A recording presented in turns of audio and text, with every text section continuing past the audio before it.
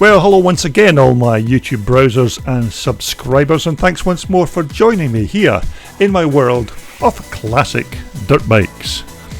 Now this featured bike is a machine I've shown before on my YouTube channel, and these pictures were taken by myself some years ago, and it's only recently that I rediscovered them again, so I thought that I would share them with you once more and tell you a little bit more about this featured machine.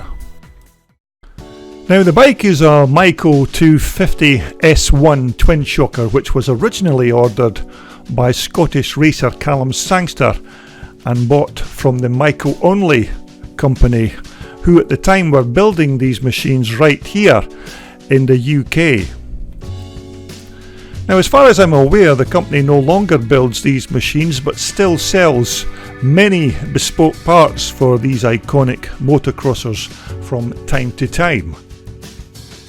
Now Calum's bike was not cheap when he first bought this machine, and if my memory serves me correctly, this bike, when Calum first purchased it way back in 2010, cost him in excess of £6,000, which even by 2010 standards was a hell of a lot of cash for what was essentially just a simple 1980s twin shock dirt bike.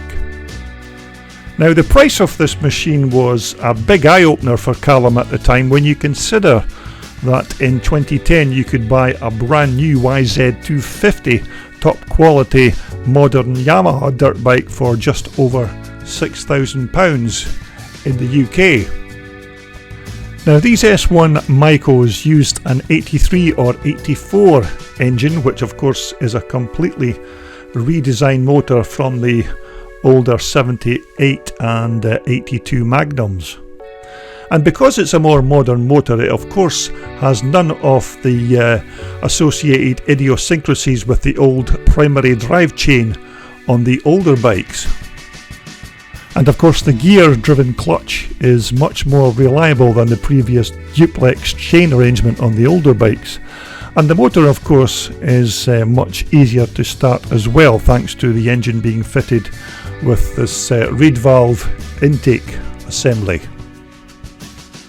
Now of course also missing on this bike is the old reliable Bing carburetor, and this has been replaced by this much more efficient flat slided Mikuni item.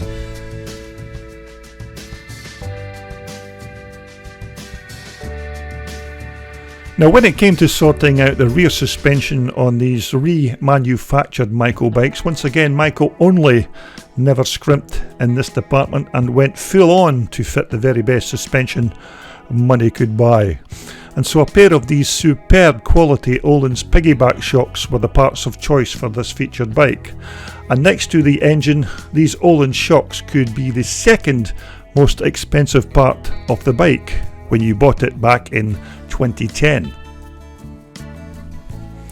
Although naturally of course you could have picked whichever type and configuration of rear suspension you really wanted when ordering one of these machines from the manufacturer, and Calum of course opted to go for these top of the range Öhlins.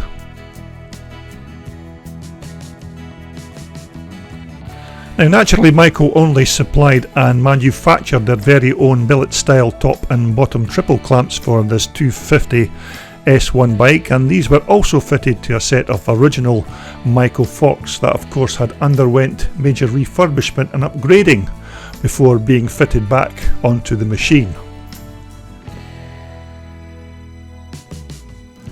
Now the bike seat of course is your standard Maico 250 seat base and foam with Maico Only's brand new seat cover then fitted. Now of course to protect the exhaust from any track debris, they have also fitted this very purposeful exhaust guard to fend off any stones or other unwanted debris that would otherwise dent the system. Although as to why anyone would want to chrome plate an exhaust system for a dirt bike, I'm not entirely sure, although it does look very catching when you see it at first glance. Still, there is no mistaking the exhaust is a high quality item, although for me, chrome plating and exhaust on a dirt bike is just a no-no, unfortunately. Now when it comes to the swing arm, this, as far as I'm aware, is another remanufactured alloy swing arm by the Maico Only factory, and is a purposeful and very strong piece of kit when fitted to these lovely two-stroke twin shock machines. There is usually just enough flex in these swing arm parts just to keep the bike under control when in a race situation, but nevertheless a very high quality manufactured alloy swing arm.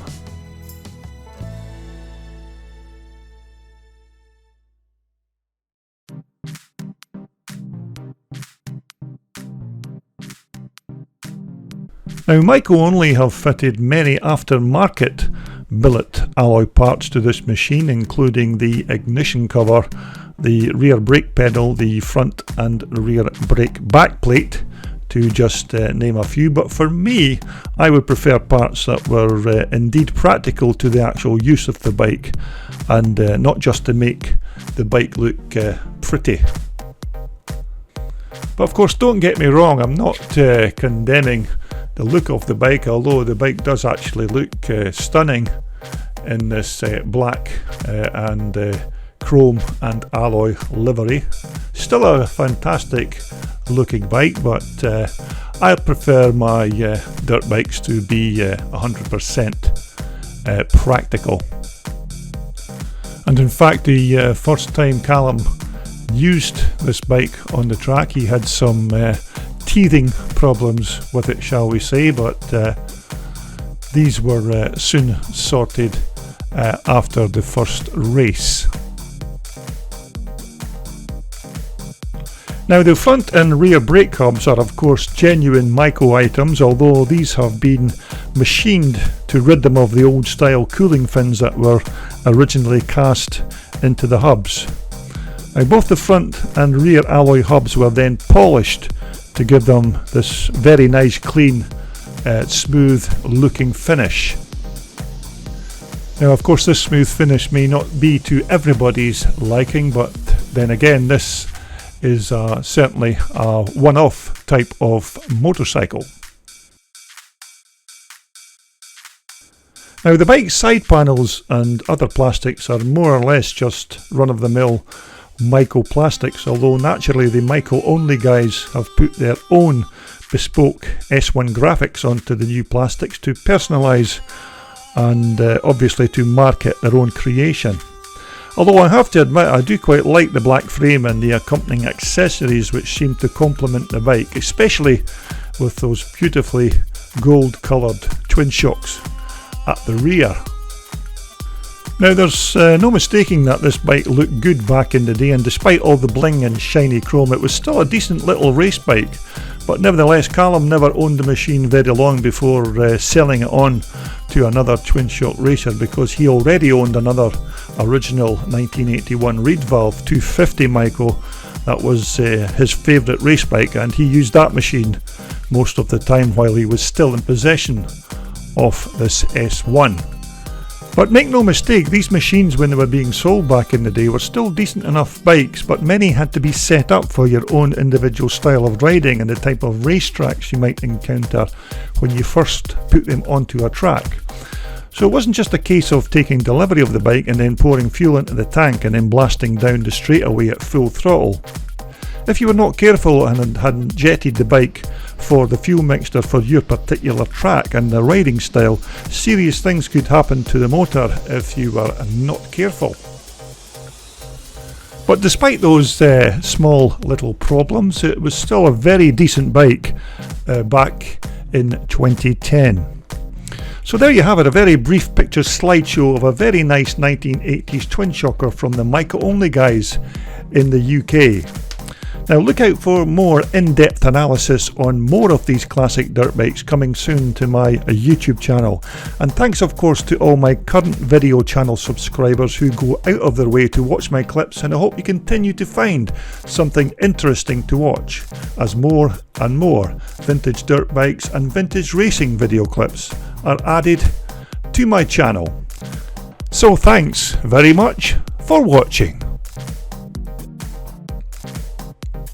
This video was brought to you in association with WorldSport, the world's #1 supplier for all your off-road and leisure sportswear. Just visit their online website for more details.